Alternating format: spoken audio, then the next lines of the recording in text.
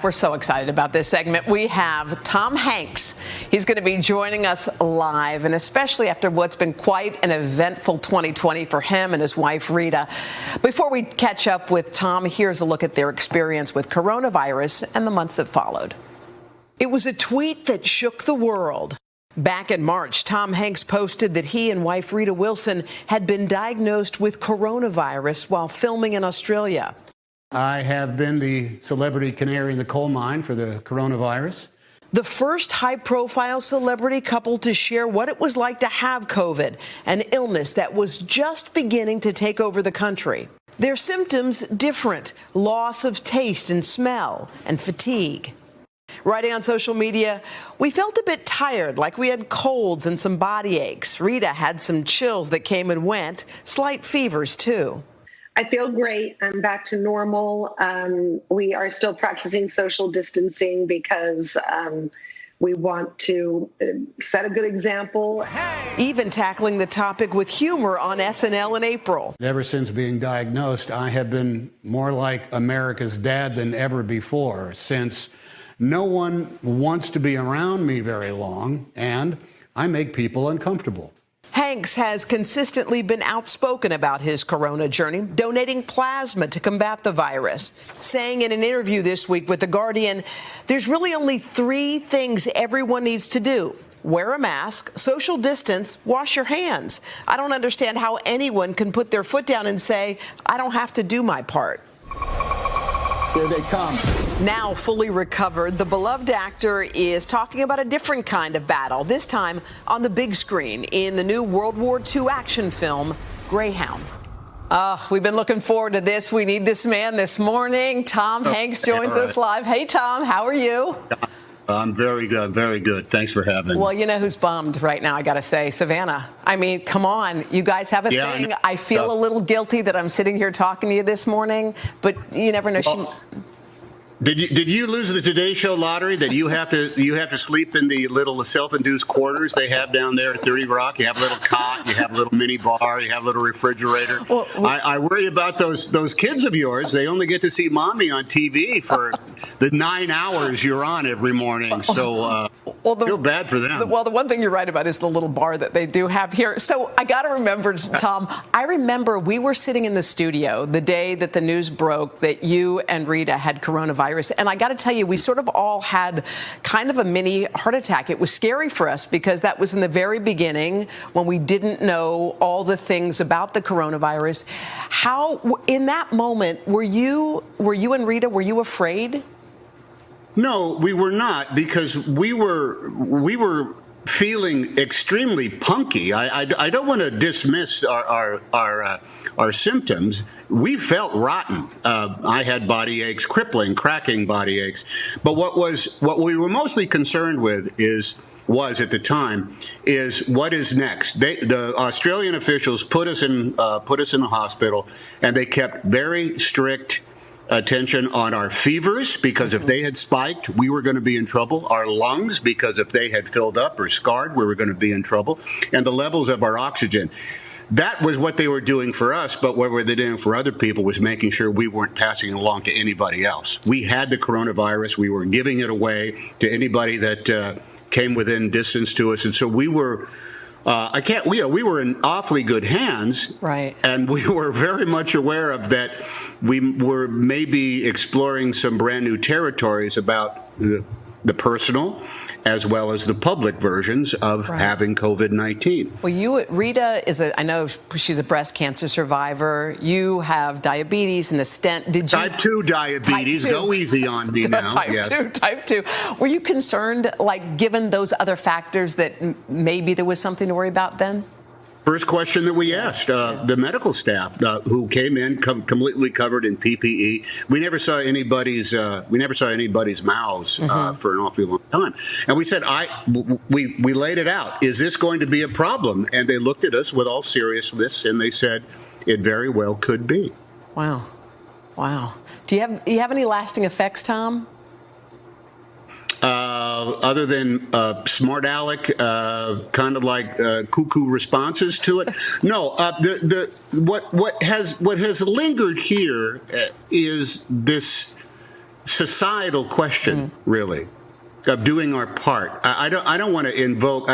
Not everything I say has to be tied to somehow, the war effort back in the during World War II, but there was a sensibility that permeated all of society, which was, do your part.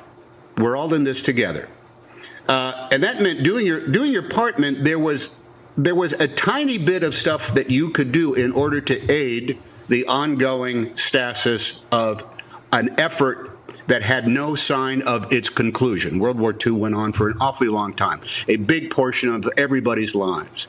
They didn't know that it was going to come to an end, and we don't know what's going to happen with COVID-19. The idea of doing one's part, though, should be so simple. Wear a mask, social distance, wash your hands. That alone means you are contributing to the betterment of your house, your work, your town, your society as a whole. And it's such a small thing. And it's a mystery to me how somehow that has been wiped out of what should be ingrained in the behavior of us all. Yeah. Simple things. Do your part. Yeah, it does seem basic. How do you think the country's responded, Tom? Well, I think a huge majority of Americans get it. There's no law against ignorance. It's not illegal to have opinions that are wrong. I think you flout a number of realities when 2 and 2 don't add up to 4. Granted, this is a mysterious thing where, the 8 people are asymptomatic. They don't know they have it. They don't feel bad. There's all sorts of things that come along in it. But there is a darkness on the edge of town here, folks, and it is. Let's not confuse the fact. It's killing people. Okay, you can argue what the numbers are. It's not killing that many. The numbers have gone down, et cetera. Yeah, that's right. It's killing people.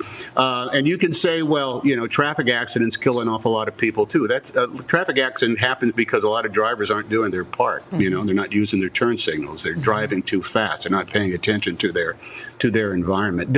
I don't know how common sense has somehow been put in question in regards to this. Yeah, I can tell you're passionate about this one because I know. I'm just an American who's getting by in the course of the day.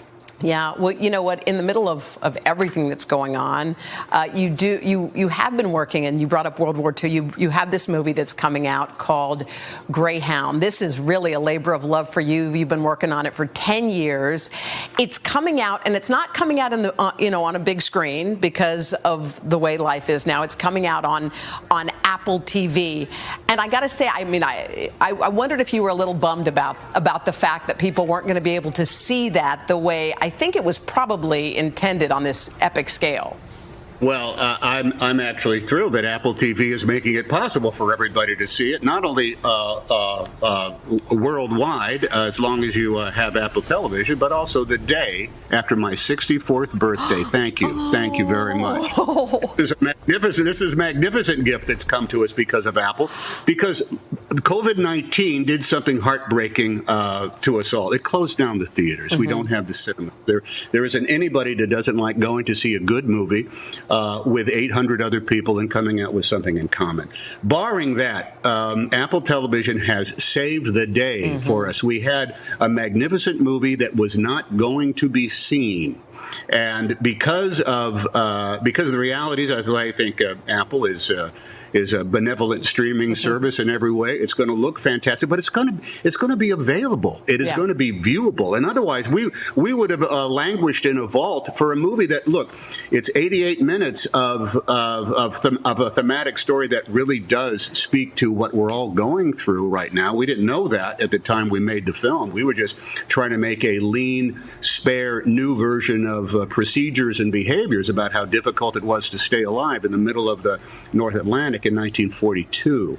But the end result is thank goodness that there is you could pay. How much does Apple TV cost? Staff? What is it? $5? It's a magnificent deal, and we are going to be able to fill up the screens in the living rooms and the beanbag chairs of the world all in one fell shot. So we feel as though we were rescued at sea by a convoy with a big Apple logo with a bite taken.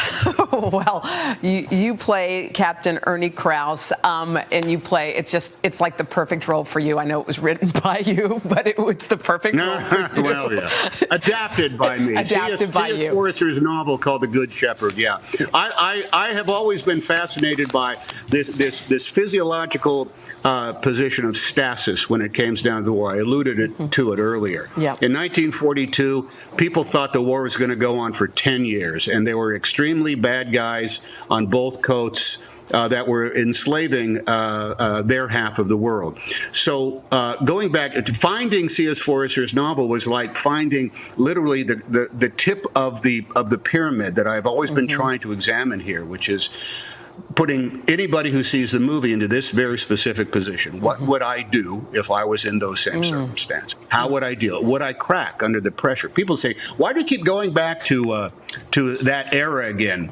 Because I keep going back to examining the human condition of how does one deal with a pressure that never lets up? Wow. How do you get by that cracking 48 hours or 72 hours in which you have no idea if you're doing the right thing? Well, that fascinates me. Well, the film is out. People are going to love to see it. And Tom, before you go, do you just have any? I think a lot of people are feeling a little anxious in this moment. Whenever I look to you, I think, man, I bet you he'll know the right thing to say. Do you have any words of wisdom before we say goodbye? Well, I would like to be flip and just say thank you, Hoda. We'll be right back after these words. Look, I'm just a dude who stumbled around and made a heck of a number of mistakes.